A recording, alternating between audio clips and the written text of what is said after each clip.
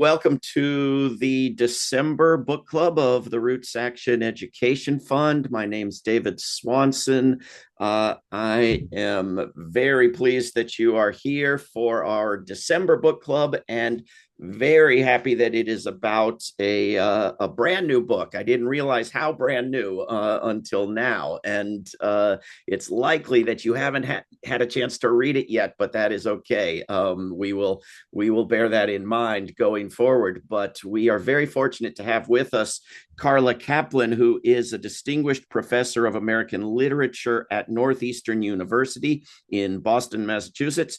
And the book, which I have read and highly recommend, is called Troublemaker: The Fierce, Unruly Life of Jessica Mitford. And this is, if you didn't know, a work of nonfiction. Jessica Mitford was a real person and very famous, although I didn't know about her until I read this terrific book. And we have with us a couple of colleagues from Roots Action. Bill Lacamacker is helping things run smoothly here. And Richard Eskow, who hosts the Zero Hour, is someone who actually knew Jessica Mitford, or Decca Mitford. And so we'll be bringing him on as well.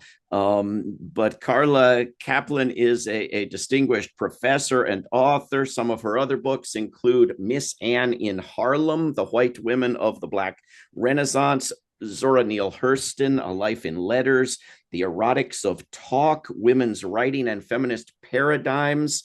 It's a long list, but this latest book, just out, brand new, is called Troublemaker: The Fierce, Unruly Life of Jessica Mitford. Carla Kaplan, welcome to the book club. Thank you so much for having me. And I'm looking forward to introducing people to this topic and this subject. Well, I think a lot of people know about Jessica Mitford, and many of those who do know about her large and bizarre family. Mhm. But to give people a very condensed beginning of this incredible story that goes over many decades and continents, tell people a little bit about this unique family that she was born into.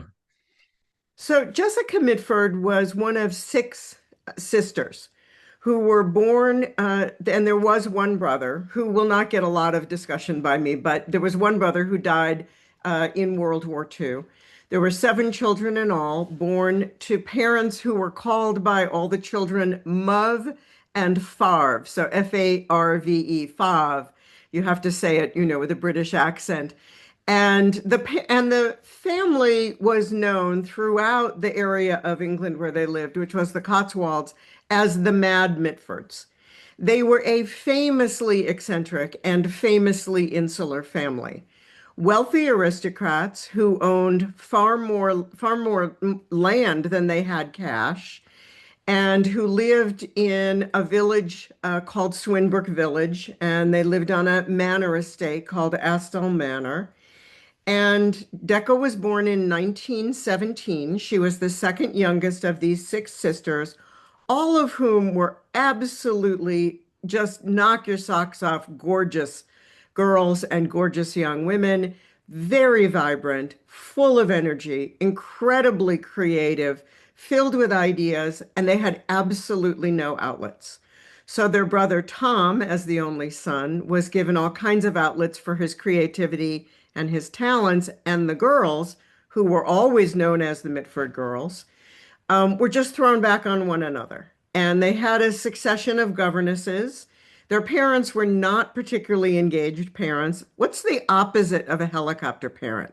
Whatever is a non-helicopter parent, that was the Baron and the Baroness Redesdale, who did not have a lot of time or energy to devote to their daughters, and it actually wasn't common for aristocratic parents to spend much time in the nursery. So they lived in great comfort. Everybody in the neighboring villages worked for the family. Everybody in the village that surrounded the house worked for the family. It was a very insular life. They really relied upon one another. They had a succession of governesses. And the governesses were hired by the mother, but not supervised. Nor, as far as we can tell, were they interviewed very closely because many of them didn't actually have the background or the skills to be governesses. And the governess that Decca, who's always known as Decca, remembered most vividly later in life when she wrote her memoir was a governess who used to take them all to the local village and teach them things. And the main thing she used to teach them is what the girls all called jiggery pokery. I don't know if you know what jiggery pokery is, but jiggery pokery is the art of shoplifting. And the governess would teach them all to shoplift. So they had no real education of any kind, but they lived in comfort in this large estate, which had one of the great libraries in private hands. Jessica Mitford's grandfather on her father's side had an enormous library which the family inherited when after his death and after his massive gargantuan manor house called Batsford was sold. So the girls spent all their time with one another. They played, they made up games, they made up secret languages, they wrote plays, and they read and they read and they read. And they were great readers. So they were self-educated. Well, here they were, these vibrant, wildly energetic, brilliant, gorgeous young women with no outlets. So what did they do? They all reached up into the air and pulled imaginary futures down from the air for themselves. And the eldest, Nancy, decided that she wanted to be a novelist. And she did go on to become a very famous in her day. Listeners, you've probably never heard of her. That's okay. But Nancy became a very famous novelist known for Love in a Cold Climate and The Pursuit of Love. She also wrote biographies and all kinds of other things. Second oldest, Pamela, married an extremely wealthy man who she later left for a German woman. And she lived mostly in the country, raised horses. She was the only one who managed to keep her name out of the press. Then there was Diana. And Diana always said she wanted to make an impact. So the first thing Diana did was she married very, very young. She married when she was 19 years old. And her husband was Brian Guinness, yes, heir to the Guinness beer fortune, incredible wealth. And she left him within a very few years. She had two sons by him, and then she left him for a man named Oswald Mosley. This is where some of your listeners are going to say, wait, I know who this is. Oswald Mosley, the head of the British Union of Fascists, and an absolute wretch of a human being by every possible account. Diana, it was very scandalous for Diana to do this. When she did this, it was kind of unheard of.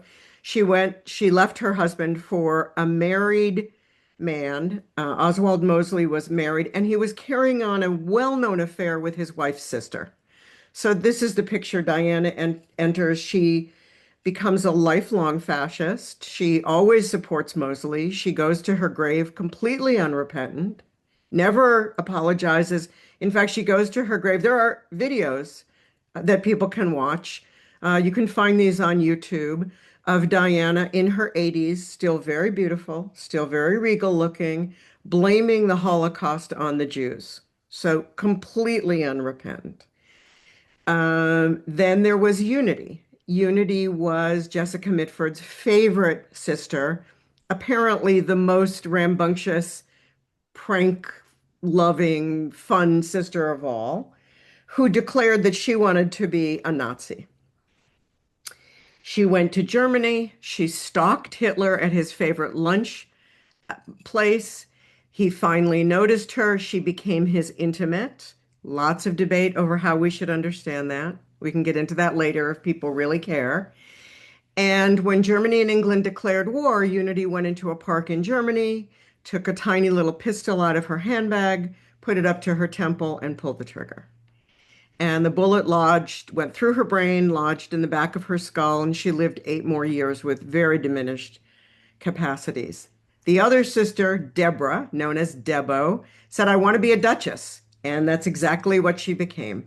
Each of these sisters pulled an imaginary future out of the air. Each of them had the grit to make these futures happen, most of these futures were completely unworthy of the talents the girls had. But Debo became a duchess. She married the second son, but the first son was killed in the war.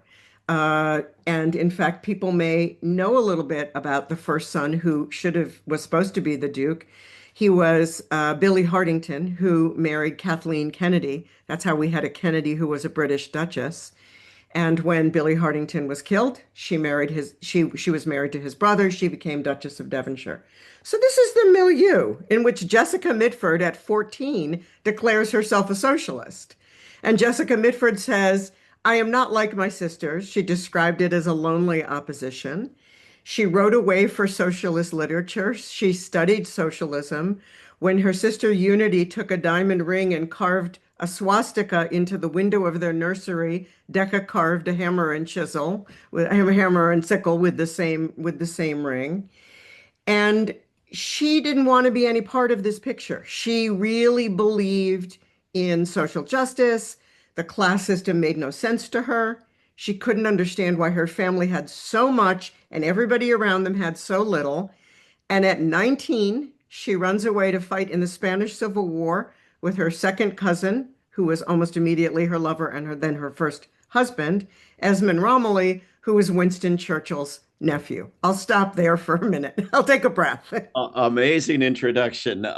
Covered much more concisely than I imagined possible. My first 10 or 20 questions, but there's still no hope of scratching the surface of this book in 1 hour. But really wonderful. I want to tell people that they can put their questions in the chat, and I will try to ask them.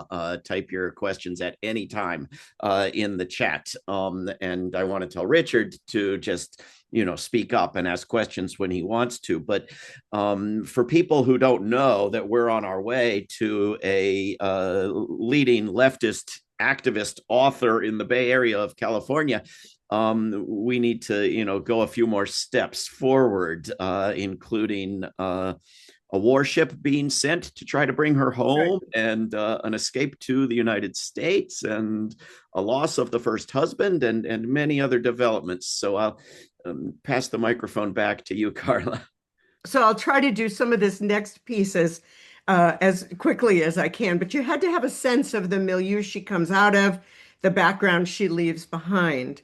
One of the things that's so interesting about her is that she walks away from wealth and privilege and comfort and status and class, and she walks away from the family money, but she carries certain protocols of the aristocracy and very much certain mannerisms all her life. And she becomes, as I'll explain in a minute, she becomes an American communist. She is 20 years an activist. And every year, as she is living as an American, her British accent only grows deeper. So keep in mind that aristocratic background as you hear some of the rest of this, because part of what fascinates me about her is that she makes herself over completely, but she does it by holding on to very select pieces of her past and using them. She's very strategic about how to use that aristocratic past. So she runs away with Esmond Romilly, himself a famous rebel. He published his first book when he was only 16 years old, and they run away to fight in the Spanish Civil War. Now, Esmond Romilly had already been in the Spanish Civil War. He joined up in the brigade so early, and I hope most of your listeners know about the international brigades in Spain, the watershed political education for leftists in the 1930s and the 1940s, the real lesson in what solidarity meant and what it meant to put yourself on the line for other people. It was absolutely Jessica Mitford's political education. They run away to fight in the Spanish Civil War. He's already been there, and he went so early that there was no English brigade yet. He was in Spain fighting for the Spanish Republic so early that he had to fight with a German and Italian battalion called the Thalmann Brigade. He was one of only two survivors of his battalion after the horrible battles in Madrid and Boadilla. He almost died of dysentery, and he was sent back to England to tell the relatives of those who died how their loved ones died on the battlefields of Spain. while he was recovering from dysentery and after he had done that rather grim tour of delivering news, he met his second cousin, Jessica Mitford, at a dinner party. They had never met. They had heard about each other forever. She said she was already in love with him. She leaned into him over dinner and said, "Will you take me to Spain?" He said, "Yes, we have to leave in 4 days." That was pretty much it. So off they go. They're in Spain. They're trying to work as journalists. He doesn't go back to the front lines, but she is taken to the front line one day so that she can fire a rifle at the enemy from a distance and say that she fought in the Spanish Civil War. So her fighting in the Spanish Civil War was she shot at a tree and somebody on the other side very, casually shot back. But after that, they made their way to the United States. And Esmond Romilly had this idea that in the United States they could make their fame and fortune by lecturing Americans about the American aristocracy. So they were going to have a whole lecture tour, and they were supposed to take all their friends. Well, none of their friends came. They went on their own. The lecture tour did not exactly materialize. So they started doing a series of jobs and meeting people all across the United States, most importantly in Washington, D.C., where they met a bunch of folks who were instrumental in the New Deal. And Esmond worked a series of really crazy jobs. He sold silk stockings door to door. Jessica Mitford sold Scottish woolens at the World's Fair in New York. They made their way to Miami. They bought a bar, and that was a complete bust because they were not great financial managers, and he really didn't know anything about running a business. But they bought half ownership of a bar. They made their way back up to Washington, where they were visiting Virginia and Clifford Durr, famous civil rights activists. And Esmond joined up with the Royal Canadian Air Force when war was declared. And he was trained as an observer and navigator. It was a really bad fit for him. What navigators were the ones who mapped out the route of the plane for bombings, and navigation was one of the most detailed things you could do in the Air Force. And Esmond Romilly was notoriously absent-minded and unable to focus on details. And indeed, he was shot down and killed over the North Sea just months after he joined the war. So now Jessica Mitford is a very, very young woman. She's in her early 20s. She has an infant daughter. She is alone in the United States. The United States is at that now there's a war on. She can't go back to England if she even wanted to. She wouldn't go back to England. She blamed her fascist family, as she put it, for Esmond's death. And she has to make her own way. She doesn't have any education. She doesn't have any money. And the connections she has are the Durrs. So she lives with Virginia and Clifford Durr for 2 years. They become another huge piece of her political education. Virginia Durr, great civil rights worker, who was working on the poll tax campaign, was doing all kinds of amazing, important civil rights work. And she learned that was her first woman friend who wasn't a sister. She learned that she could create sisters through her friendships. It was very important for her. And Jessica Mitford got a job. She got a job with the Office of Price Administration, which was a wartime agency. She was an investigator. She was supposed to investigate people who were breaking rules. That's a pretty funny, if you know anything about Jessica Mitford, you know she couldn't follow a single rule, not if her life depended on it. So here she is. She's an investigator investigating rule breakers. But what she learns is she has amazing research and investigative skills. Incredible. And she ends up going to San Francisco as an OPA investigator. And she has met in the OPA a progressive left-wing lawyer named Bob Trueheft. He follows her to San Francisco and they marry. They join the Communist Party. Jessica Mitford spends 20 years as a phenomenally successful civil rights worker in the Civil Rights Congress of the Communist Party of the East Bay of California. And part of what's amazing about her success, first of all, she's an incredible worker. She always puts in the 14-hour day. She does it as an activist and she does it as a writer. She always works hard, but she's mostly organizing in Black Oakland. So she's organizing police brutality cases and housing discrimination cases and incarcerations. And she's going into the Black community exactly looking like her background. She's got the outfit, she's got the pumps, she's got the A-line skirt, she's got the black handbag, and she really has the accent. She never tries to pretend she's other than who she is. And instead of working against her, it completely works for her. She's a sort of exotic in the Black community, and it turns out she's a brilliant organizer and fundraiser. She spends 20 years doing that. And in midlife, she has her breakout success as a writer, first with a memoir of the family, which is hysterically funny, called Hans and Rebels, and then with the book for which she has always been most famous, called The American Way of Death.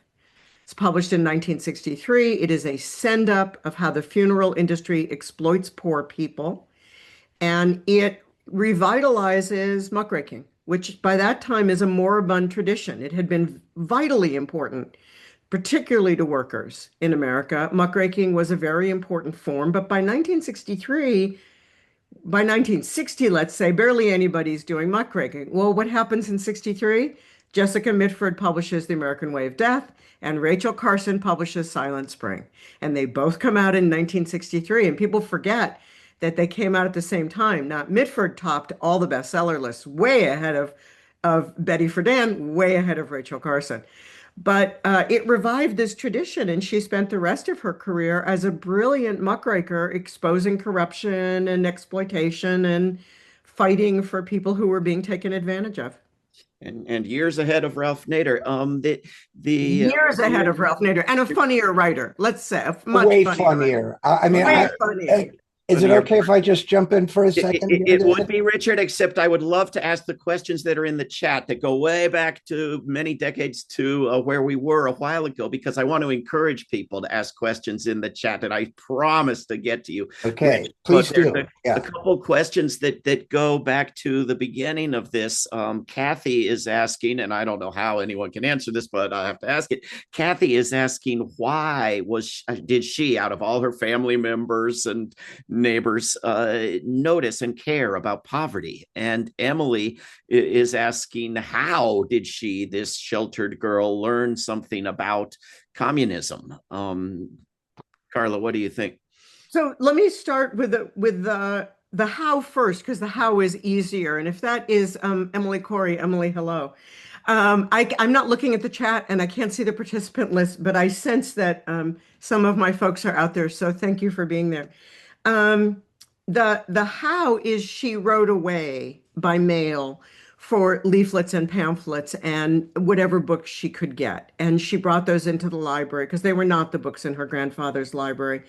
And she read. And what that means is that she had a very distant sense of socialism, a very distant understanding of what it might look like in people's lives. It was nothing she had witnessed until she went to Spain.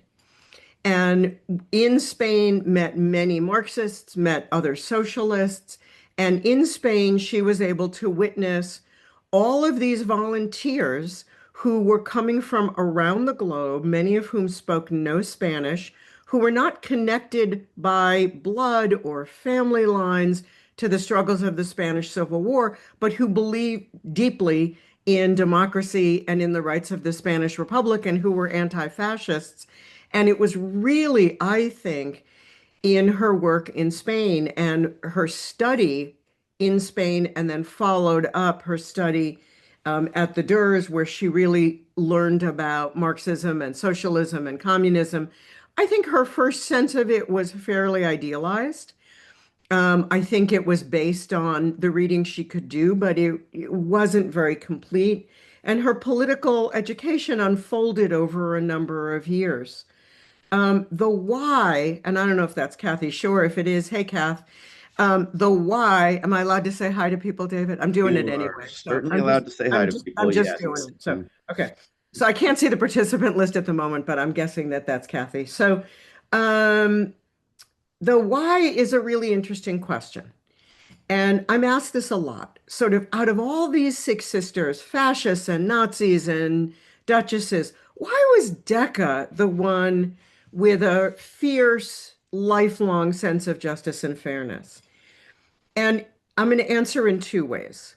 I'm going to say, in a certain sense, we never really know the answer to that. We don't know why somebody who has a deep sense of fairness as a child never loses it.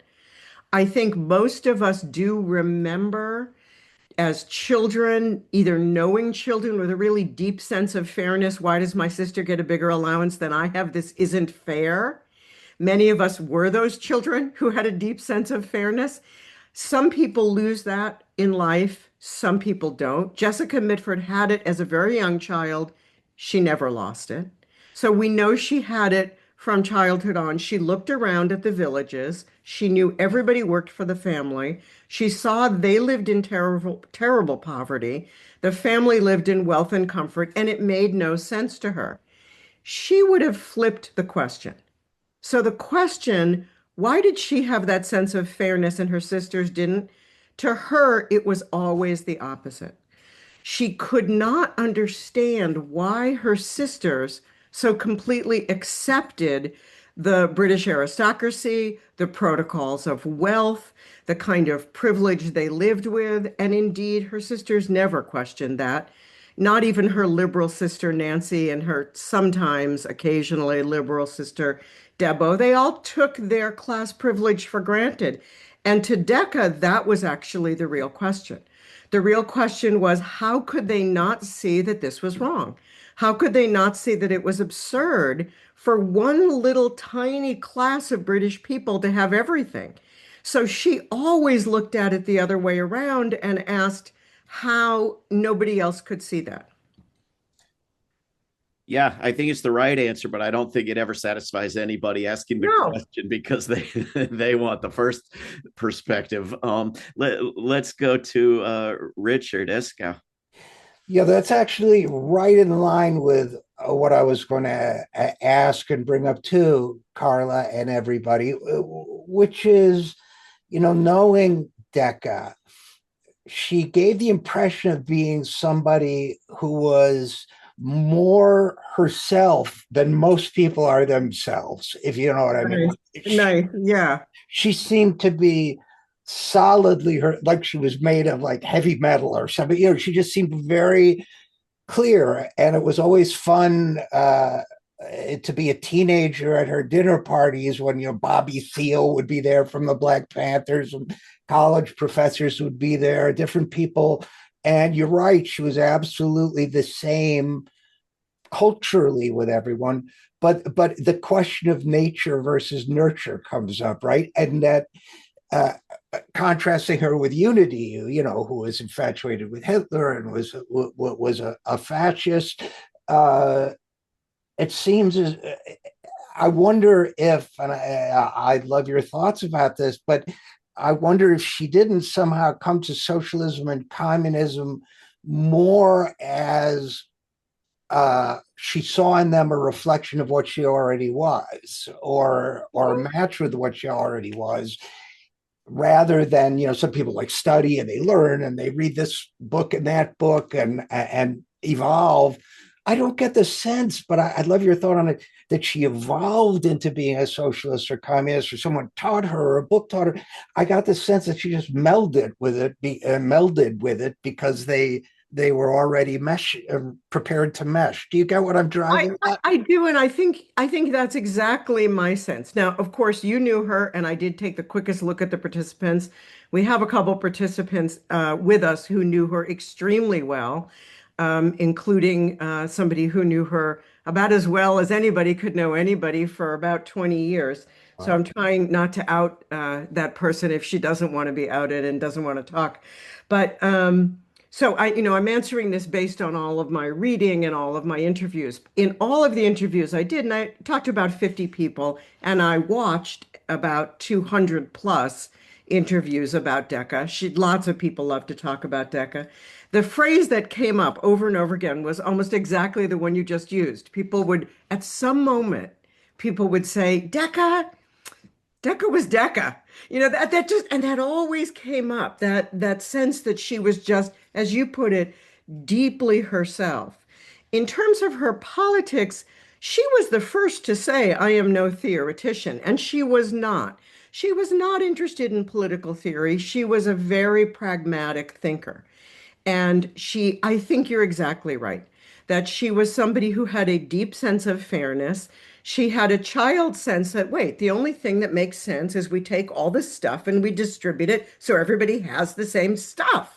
And to her, that seemed completely clear. And then she learned that that was, a theory of Marxism and socialism and communism, that people have equal or somewhat equal stuff. And she said, yes, that's what I was talking about. So I think you're exactly right that it was a system, it was a worldview that spoke to her own deeply held sense of fairness. And again, it was a deeply held, lifelong sense of what was right that was completely at odds with everyone in her family.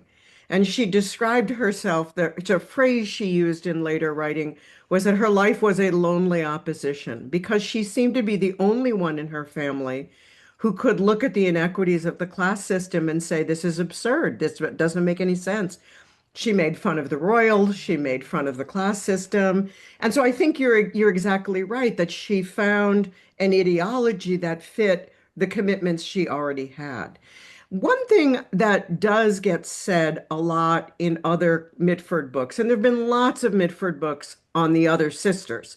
The sisters have been a source of great fascination for a long time. Something that gets said a lot, and I don't know if you'll agree with me, Richard, I think it's really wrong, is that Decca came to her politics just to tweak her sisters, that it was the opposite of them, so that she became a Marxist because they were Nazis. As if Marxism is the opposite of Nazism, as if Marxism is the opposite of fascism. I think that's exactly wrong. I think somebody doesn't spend her whole life as a committed activist and political worker just to tweak her sisters. I think that's a kind of ridiculous notion. And I think it is not the case that Marxism and socialism were the other side of authoritarianism. I think it's a mistake to see what she did as a version of sisterly rebellion. I think it was really a deep sense of what was right and wrong. Carla, in the book, you give, I think, a wonderful explanation of how she was so good at the sort of writing she did that draws on both of these things. And this is a quote from the book. Her critique drew on her aristocratic background, its disdain for anything faux or new, and at the same time on her left wing scorn of capitalist display. So it's as if what she hung on to from her heritage, her childhood, and what she made of her own life politically, both of those came together to create her investigating, her researching, and her writing, and made it so good. Can you talk about that? Yeah, her writing, for those who have never read any Jessica Mitford work, you have such a delight in your future, because she's one of the most distinctive voices in the English language. In the same way that you can pick up any sentence of Jane Austen's or Virginia Woolf's, and you know immediately this is Austen or Woolf, nobody has to tell you. If you pick up a sentence of Jessica Mitford's, you know almost instantly that it is Jessica Mitford. There is a quality to it and a style to it, which is very distinctively hers, which I do think brings in the elements that you were just describing, David, and more from her childhood. So she was deeply influenced by the sisterhood she had and grew up with. She was deeply influenced by her sister's sense of play and wordplay and fun and jokes. And she was deeply influenced by being part of a group of young women with whom she could talk from the moment she got up until she went to bed at night. So throughout the day, they were engaging in what we now call girl talk nonstop with all kinds of wit and jokes and cleverness and teasing all day long. When she left home, she lost that. She lost that tight sisterhood, that ability to engage in girl talk. When she became a writer, I think she embedded it into her writing. So part of what makes her writing so incredibly distinctive is there's a lot of snark in it. There's a lot of British aristocratic intolerance for stupid Americanisms. And she gets to indulge it because she does come from elsewhere. She does have an outsider's perspective, and it's very funny. And she's very funny about anything pretentious or anything grandiose. She just loves to skewer that stuff. But at the same time, the writing has this incredibly intimate quality. You feel like she's in the room and she's talking just to you. And it's my contention that that quality, the conversational, chatty quality of the writing, is her embedding into her literary form something she missed desperately from her childhood, that girl talk with her sisters. And so the writing is layered with a committed communist's disdain for pretension and exploitation and taking advantage of others, and a deep commitment to justice. But it has an aristocrat's irreverence and playfulness, and it has a young girl's desperation to recreate curling up in the linen closet and chatting all day with her girls. And when those all come together, it's a really unique concoction.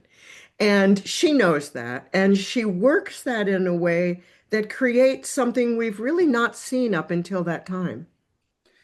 There are a number of questions, Carla Kaplan, in the chat about communism and the Communist Party, and asking whether she knew other prominent communists, whether she knew Dorothy Healy in particular. Someone else asks, did she? I think the answer is going to be no. Did she split from the Communist Party as Dorothy Healy did? And I want to ask how exactly she and her husband Bob got off the McCarthy witch hunt. How did they not get you know taken? How did they not go to jail? How did they get off scot-free from that threat and those hearings and those prosecutions? Well, they did actually expect to go to jail. Like everybody else, they knew they had to make backup plans and backup plans to their backup plans, because everybody they knew their whole life was the Communist Party. For Decca being able to join, and I don't think this would have worked for her if it hadn't been for the East Bay. But people need to understand the East Bay Communist Party was a little bit different than the party in New York or Chicago or other places in the country. It was a somewhat looser version of the Communist Party. It was a somewhat more playful, more California inflected version of the Communist Party. And one of the things that was so important for Decca in her work as a communist was the presence of women like Dorothy Healy. So what some people don't know about the history of the Communist Party was, first of all, that the locals, or the clubs as they were called, were profoundly democratically organized. So for many people, this was an incredible lesson in participatory democracy. And for women, the Communist Party provided a route to learning real organizational skills and management and leadership. And many of the California communist leaders, like Dorothy Healy, were prominent women who really learned their chops in the party and were able to be powerful and influential. And she did know Healy. She didn't suffer the kind of fate Healy later suffered when she left the party. It was a pretty miserable experience Healy had. But their whole world was the party. They did all their political work through the party. Bob Truehouse did most of his legal work through the party. They had childcare through the party. Their social life was through the party. They went on vacations with comrades from the party. And so the question was, how did she escape the Red Scare? She didn't. I mean, in a certain sense, they got off relatively unscathed. Many of their closest friends had to leave the country, so they were very close to the Belfridges, Cedric and Sally Belfridge, who famously were part of that first group of American communists that went to Mexico. Many of their friends left. Many of their friends went to jail. They had worked on Smith Act cases. The Smith Act was the conspiracy law used to jail communists going back to the 1940s. So they had all kinds of friends who were in prison for whom they were advocating, who they were visiting in jail, whose bail they were paying. What was amazing, because they were quite prominent, both Bob and Decca, and they were very visible figures. It's kind of hard to miss. You don't miss Jessica Mitford in a room of people, that's for sure. Is that even though they were brought before HUAC, they were brought before a California branch of HUAC, they were not jailed.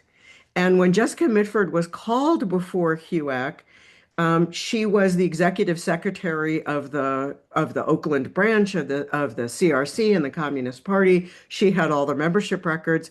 She was told to bring all that to the hearing. She brought none of it.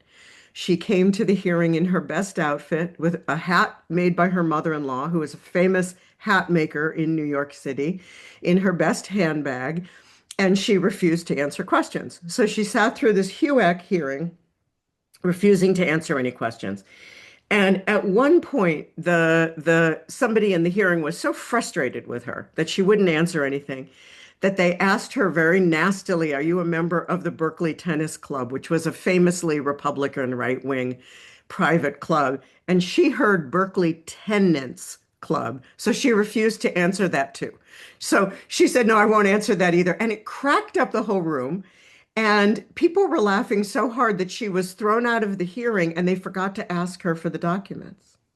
Now, had they asked her for the documents and she had admitted that although they were subpoenaed, she had not brought them, she would have gone to jail. But they threw her out of the room in a rage because she wouldn't stop making jokes. And she went into hiding for 5 days because she knew they were looking for her to put her in jail for, insubordination and not honoring the subpoena. She had a dentist friend she hid in his house, and then she hid in different places around California. Bob was arrested at other times, but actually was never arrested out of HUAC. Bob was in the first arrests of the Berkeley free speech movement. He went to defend all the free speech movement protesters who had taken over Sproul Hall, the administrative building of Berkeley, and he was the first person arrested, basically coming out of the demonstrations. But he wasn't arrested because of his communism or his HUAC activity. It's not entirely clear, how they dodged that. HUAC was a little bit like a wildfire after, and I say this knowing I have Californians in the room and I used to live in LA, after the wildfires come through, there will be whole blocks burned, but three houses completely intact and left standing and untouched. And everybody says, how did that happen? And nobody really knows. HUAC was like that. It would wipe out everybody in a club except for three people. And Decca and Bob tended to be those three people. We're not entirely sure why. Some of it was honestly luck. It certainly wasn't that they weren't prominent. They were very prominent. They were completely outspoken. They loved being loudmouths. They never censored themselves. They just happened not to go to jail, but they were schooling their kids in the fact that they were going to be in prison, and they had lined up backup people to take care of the kids and then backup people in case those people were in prison. And Decca did ask her mother, "Will you take the kids if absolutely necessary?" Because she knew her mother was not going to go to prison, right? So in all of her activities in the book, in the Communist Party and other organizations, it's all about local activism and organizing and justice in the United yes. States. There's not a word about the Soviet Union, but there's a question, as there had to be in the chat, about when and what did she know about the murderous horrors in the Soviet Union, and how could she stand it, and why did she stay in the Communist Party? So, And I'm really glad that somebody's asking that question. And when I was writing the book, for me, that was one of the sort of hardest sections of the book to face because I was worried about whether or not I was going to be able to provide a sufficient explanation, by which I don't mean an apology for Decca. I'm certainly not apologizing for her communism, and I wouldn't, but I mean how to get people to understand what it was like in the 1950s to be a communist, to have your whole life be the party, to believe deeply that you were part of a movement that was going to make a difference and bring justice, and to have those revelations come to light. It was ruinous for people. Their lives were absolutely devastated. And it was absolutely crushing for Decca when the revelations about Stalin's atrocities came out. She was as devastated as anyone.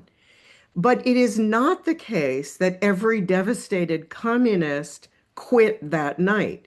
And I think there tends to be a kind of moral litmus test that if you were really appalled by the atrocities, you quit that evening. You quit the moment you heard. Well, Decca didn't for a number of reasons. For one, she was part of the East Bay Communist Party, which had always had probably the most tenuous ties to the Soviet Union of any area of the United States Communist Party. It was very local. It was very concerned with police brutality and civil rights and fighting racism and doing local work in California, working on labor issues. And another reason she didn't immediately leave is that she had recruited all kinds of folks into the party, particularly the folks she had been working with through the Civil Rights Congress. So she had brought all these working class Black folks from Oakland into the Communist Party, and then the revelations came out. And she had to face the question of, do I just abandon the people I've recruited?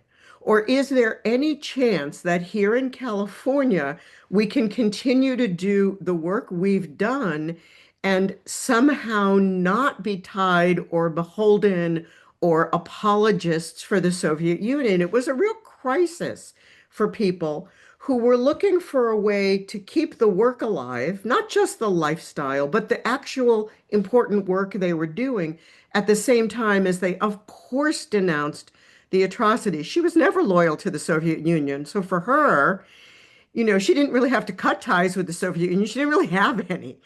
She was loyal to the American Communist Party. And there was some hope, and many American communists had it, that maybe the American Communist Party could divorce itself from the Soviet Union and sort of rescue itself as an autonomous organization in the face of those atrocities.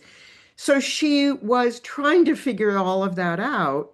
And when it became clear that that was not going to happen, then she and Bob left the party. But they were very adamant all their lives about never participating in the sort of, oh my God, I was duped kind of dialogue. They always said that they were proud to have been communists, that the Communist Party did really important work. And as they pointed out over and over again, if you were an American in the 1940s and you really cared about fascism and about racism, well, the Communist Party was the real game in town. They were the ones who were really doing the work on those issues. And so they would have just said, of course we were communists. All the good folks were communists. So I don't know if I answered all the questions about that. Did I answer those? Well, there are limitless questions that we will never have time for. Richard, jump in here if you want to. But there are endless sections of the book that we will never get to. Wonderful civil rights work and the book about the trial of Dr. Spock and others for opposing war. There is one question in the chat about how did she keep going through and beyond the 60s when a lot of people dropped out? Not just the people who dropped out when they learned things about Stalin, but who dropped out when millions of other people dropped out and it wasn't the fashion to be an activist anymore. How did she keep going? Look, can I just say the great thing about Jessica Mitford, and maybe the main reason to read her right now, is that she always kept going. So I just want to answer David's question by saying what a model she is of keeping going, or as she always called it, forging ahead. I don't know about everybody else who is sort of on this Zoom call, but I think most of us are fighting despair pretty hard these days and, finding it hard to keep our spirits up and feeling a lot of depression and a lot of demoralization. Jessica Mitford lived through terrible personal tragedy. She lost two children and her first husband to the war. She fought fascism and authoritarianism all her life. She lived through HUAC. Friends of theirs committed suicide. Friends of theirs left the country. Friends of theirs lost their family, lost their jobs, lost everything. But she kept up the fight by keeping up her spirits. And she, as she might have put it, but these are not her words, these are mine, she refused to let the bastards take her fun. She was going to have a life and she was going to enjoy her life. And that meant dinner parties and taking in the kids of old friends and going, listening to music and playing music herself and having fun fundraisers and fighting with people and reading great books. She was not going to have her life diminished by authoritarians and fascists and right wingers. And she always kept going. One of the things she didn't do in the 1960s was take a turn into the feminist movement. And that's a whole complicated piece of the book that I try to explain why Jessica Mitford didn't become more of a self-identified feminist, which was one of the ways that many progressives survived in the 1960s, was to turn their attention not only to class and race, but also to gender and sexuality. There's lots of reasons Jessica Mitford didn't go that route. One is she was a lifelong Marxist, so it was class first. She always had a class and race analysis first. But there were other reasons. She thought the feminist party, the feminist movement, sorry, not the party, but the feminist movement, she understood it to be very involved with consciousness raising and talking about feelings. That was the last thing Jessica Mitford ever wanted to do. She never wanted to talk about feelings. She called that grubbing about. She didn't want to grub about. I'm an American feminist. I love grubbing about. She didn't grub about at all. But she did keep going. And one of the things that's so interesting to me about the way she kept going is she kept learning from young activists. So she became very involved in the Berkeley free speech movement. She was very interested in learning from SNCC activists and learning from SNCC leadership. She just identified who was doing the most interesting political work in the country. And then she sort of presented herself to them and said, I want to learn from you. And she kept learning, and she was always open to learning from young people, which is something she didn't see in a lot of older activists. And that's a lot of how she kept going.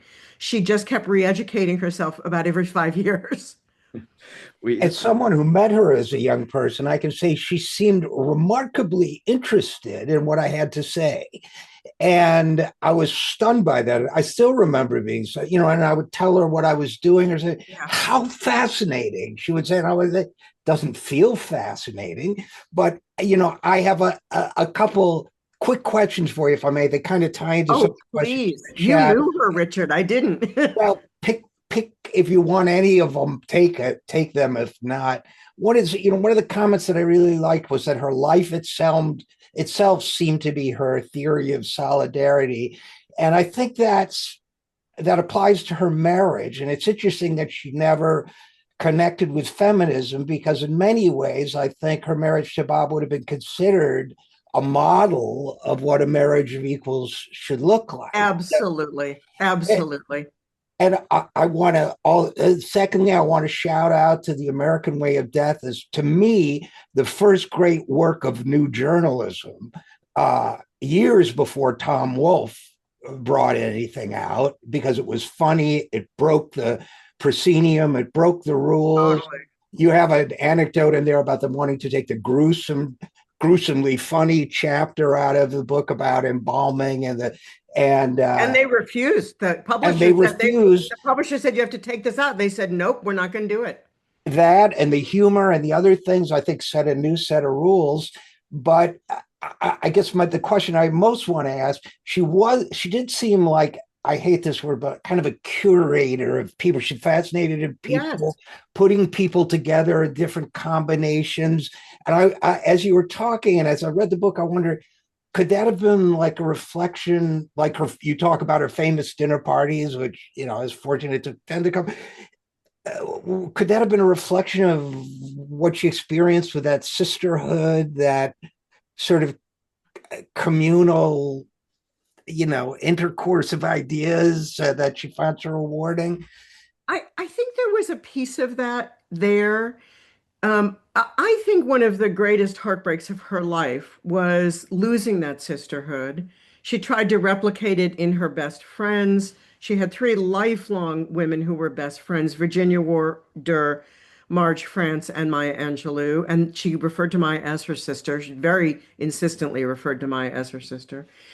And I think there was a piece of that kind of incredibly close, intimate, talky, conversational, intellectually lively group of people was something she always looked for. And her sisters never recognized her. That she